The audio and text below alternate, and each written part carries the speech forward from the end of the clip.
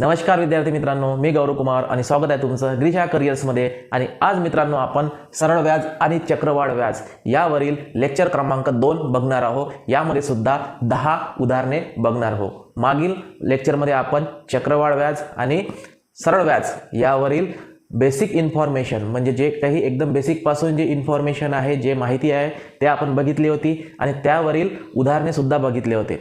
सरळ व्याज कशाला म्हणतात, त्याच्यानंतर मुद्दल कशाला म्हणतात, दर कशाला म्हणतात, काळ कशाला म्हणतात, सरळ व्याजाचं सूत्र काय आहे, हे सर्व काही आपण मागील व्हिडिओमध्ये बघितलं होतं। की जर ग्रीशा करिअर्स या यूट्यूब चॅनलवर नवीन असाल तर पहिल्यांदा याला लाईक करा, सबस्क्राईब करा आणि शेअर करा आणि याच्या आधीचा व्हिडिओ बघून घ्या, जेणेकरून तुम्हाला सरळ व्याज समजायला जास्त कठीण जाणार नाही। तर बघा मित्रांनो, नवी मुंबई पोलीस 2021 मध्ये विचारण्यात आलेला हा प्रश्न आहे, किती सरळ व्याज दराने 250 रुपयाची 4 वर्षात 300 रुपये रास होईल। ठीक आहे, येथे तुम्हाला टोटल रास विचारलेली आहे। ठीक आहे, तर सुरुवातीला आपण सरळ व्याज बघा किती आहे। सरळ व्याज तुम्हाला दिले आहे 300 रुपये। ठीक आहे, किती सरळ व्याज दराने 250 रुपयाची। आता बघा इथे दर तुम्हाला काढायचा आहे, दर बरोबर x आपण कन्सिडर करू। दर तुम्हाला काढायचा आहे। आता इथे 4 वर्ष म्हणजे काळ दिला आहे 4 वर्ष। आणि बघा आता मला एक सांगा, मुद्दल आहे 250 रुपये, 250 रुपये मुद्दल आहे।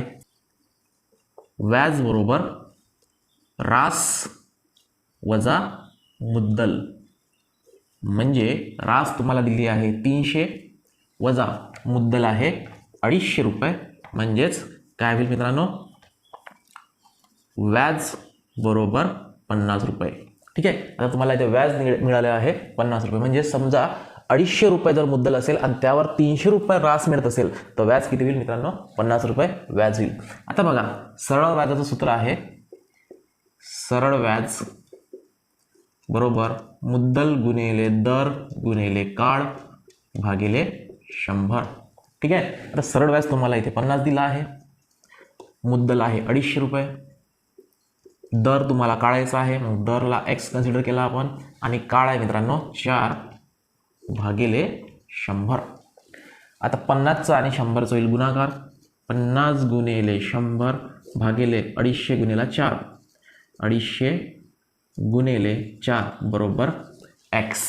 ठीक आहे, येथे बघा 50 एक 50, 50 5 250, त्याच्यानंतर 5 एक 5, 5 20 100 आणि 4 एक 4, 4 5 20, म्हणजे x बरोबर मित्रांनो 5। दर किती येत आहे इथे 5 येत आहे आणि दर 5 येणार आहे म्हणजे काय, ऑप्शन क्रमांक 2 5%। येथे मित्रांनो 5% सरळ व्याजाने 250 रुपयाचे 4 वर्षात 300 रुपये रास होईल। अशा प्रकारचा हा प्रश्न आहे आणि अत्यंत सोपी आहे। नवी मुंबई 2021 मध्ये विचारण्यात आलेला हा प्रश्न आहे। बघा अत्यंत सोपा प्रश्न आहे आणि 5 ते 10 सेकंदात हा प्रश्न सॉल्व्ह होऊ शकतो। बघा तर तुम्ही अंदाज लावायचा की 250 रुपये इथे मुद्दल आहे, 300 रुपये रास आहे, म्हणजे व्याज किती होणार आहे तुमचं 50 होणार आहे। ठीक आहे, त्याच्यानंतर मुद्दल आहे तुमची 250 रुपये गुणिले दर जसाच्या तसा आणि काळ आहे 4 वर्ष भागिले 100। ठीक आहे, 50 गुणिले 100 भागिले 250 गुणिले 4 बरोबर दर जसाच्या तसा।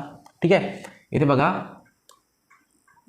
4 एक 4, 4 25 100 या 25 चौक 100, 25 एक 25, 25 10 150, 10 एक 10, 10 5 50, म्हणजे बघा मित्रांनो दर बरोबर 5 येत आहे, 5% येत आहे, म्हणजे 5% दराने 250 रुपयाचे 4 वर्षात 300 रुपये रास होईल। अशा प्रकारचा मित्रांनो हा प्रश्न क्रमांक 1 आहे आणि नवी मुंबई पोलीस 2021 मध्ये विचारण्यात आलेला अत्यंत सोपा प्रश्न आहे। तर चला बघूया याच्यानंतरचा प्रश्न। सिंधुदुर्ग पोलीस 2021 मध्ये विचारण्यात आलेला प्रश्न, दर साल दर शेकडा 12 दराने 10,000 रुपयाचे 5 वर्षाचे सरळ व्याज किती। तुम्हाला येथे सरळ व्याज विचारलेला आहे, तर सरळ व्याजाचं सूत्र आहे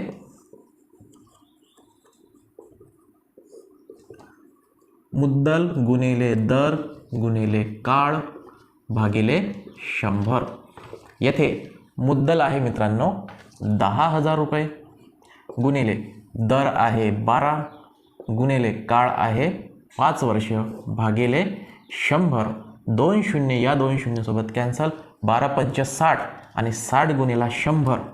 60 गुणिला 100 म्हणजे 100वर 2 शून्य, 60वर 2 शून्य म्हणजे हे झालं तुमचं सरळ व्याज. सरळ व्याज म्हणजे 6,000 रुपये आणि 6,000 रुपये म्हणजे ऑप्शन क्रमांक 3. 6,000 रुपये तुमचं इथे काय येणार आहे, सरळ व्याज येणार आहे. तुम्हाला इथे फक्त सरळ व्याज विचारलेलं आहे. ठीक आहे. तुम्हाला जर रास विचारली असती तर तुम्हाला रास म्हणजे सरळ व्याज अधिक दर मुद्दल म्हणजे 10,000 आणि 60,000, 10,000 आणि 6,000 म्हणजे टोटल तुम्हाला 16,000 रुपये रास सांगावी लागली असती. पण इथे फक्त तुम्हाला सरळ व्याज विचारलेलं आहे. म्हणजे व्याज विचारलेलं आहे 10 वर्षासाठी. 10 वर्षावर 5 वर्षाने 12% हिशोबाने किती व्याज होईल ते तुम्हाला सांगायचं होतं. तर इथे बघा मित्रांनो 10,000वर 6,000 रुपये काय द्यावं लागेल, व्याज द्यावं लागेल. तर अशा प्रकारे मित्रांनो हा होता प्रश्न क्रमांक 2. चला बघूया याच्यानंतरचा प्रश्न. तर बघा मित्रांनो, पुणे ग्रामीण पोलीस 2021 मध्ये विचारण्यात आलेला प्रश्न. 1200 रुपये मुद्दलाचे 5 वर्षात 360 रुपये व्याज होते. तर व्याजाचा दर साल दर शेकडा किती. म्हणजे तुम्हाला इथे दर काढायचा आहे. ठीक आहे, तुम्हाला दर काढायचा आहे. तुम्हाला दिलेला आहे मुद्दल. मुद्दल बरोबर 1200 रुपये. त्याच्यानंतर काळ आहे 5 वर्षाचा. ठीक आहे, काळ आहे 5 वर्षाचा. 1200 रुपये मुद्दलाचे 5 वर्षात 360 रुपये व्याज होते. आता व्याज दिलेलं आहे तुम्हाला इथे सरळ व्याज.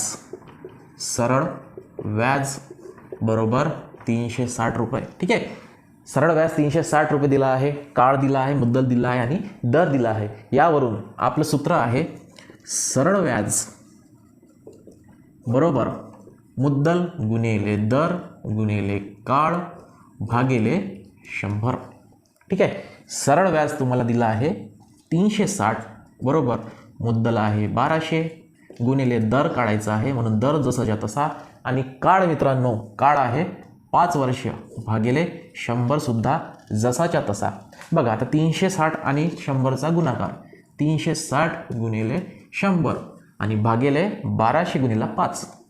1200 गुणिले 5 बरोबर दर जसाच्या तसा. ठीक आहे, आता 1 शून्य यासोबत कॅन्सल, 1 शून्य यासोबत कॅन्सल. ठीक आहे, 12 1 12, 12 त्रिक 36, 5 1 5, 5 दोने 10 आणि 3 दोने 6 म्हणजे दर बरोबर मित्रांनो 6%. येथे काय येणार आहे, दर येथे 6% येणार आहे. आणि 6% दर म्हणजे तुमचं ऑप्शन क्रमांक 1. अशा प्रकारचा हा प्रश्न होता मित्रांनो. अतिशय सोपा प्रश्न आहे. तुम्हाला दर काढायचा आहे. दर तुमचा 6% येणार आहे. बघा, तुम्हाला सूत्र न वापरता हा जो प्रश्न आहे 2 मिनिटात सॉल्व्ह करता येतो. 2 नाही, 10 ते 15 सेकंदात सॉल्व्ह करता येतो. बघा, सरळ व्याज दिला आहे 360.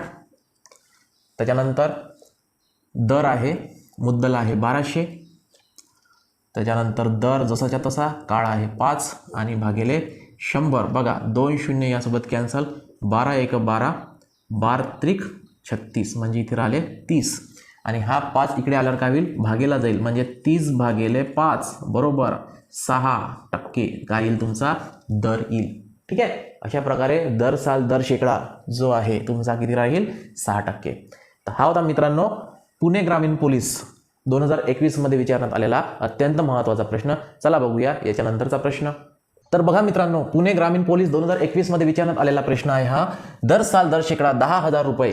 आता इथे बघा, दर साल दर शेकडा 10,000 रुपये मुद्दलाचे 8 वर्षानंतर 5% दराने रास किती होईल. बघा येथे मुद्दल आहे 10,000 रुपये. ठीक आहे, आता तुम्हाला इथे शाब्दिक याच्यात दिला आहे, तुम्हाला इथे 10,000 लिहायचं आहे. मुद्दल आहे 10,000 रुपये. 8 वर्षानंतर म्हणजे तो आहे काळ. काळ आहे 8 वर्ष आणि 5% दराने म्हणजे दर आहे इथे 5%. ठीक आहे, तर तुम्हाला रास काढायची आहे. ठीक आहे, आता रास म्हणजे मुद्दल अधिक व्याज. तर तुम्हाला पहिले व्याज काढावं लागेल. मग आपलं व्याज काढण्याचं सूत्र आहे सरळ व्याज बरोबर मुद्दल गुणिले दर गुणिले काळ भागिले 100. ठीक आहे, सरळ व्याज काढण्यासाठी मुद्दल आहे 10,000 रुपये, दर आहे 5%, काळ आहे 8 भागिले 100. 2 शून्य यासोबत कॅन्सल. 8 पंच 40 आणि 40 गुणिले 100 म्हणजे 40वर 2 शून्य लावून द्या, म्हणजे हे झालं तुमचं सरळ व्याज. ठीक आहे मित्रांनो, 4,000 रुपये तुमचं काय झालं, सरळ व्याज झालं. पण तुम्हाला रास विचारली आहे. रास म्हणजे, मी परत सांगतो तुम्हाला, रास म्हणजे मुद्दल अधिक सरळ व्याज. मुद्दल अधिक सरळ व्याज. मुद्दल आहे 10,000 रुपये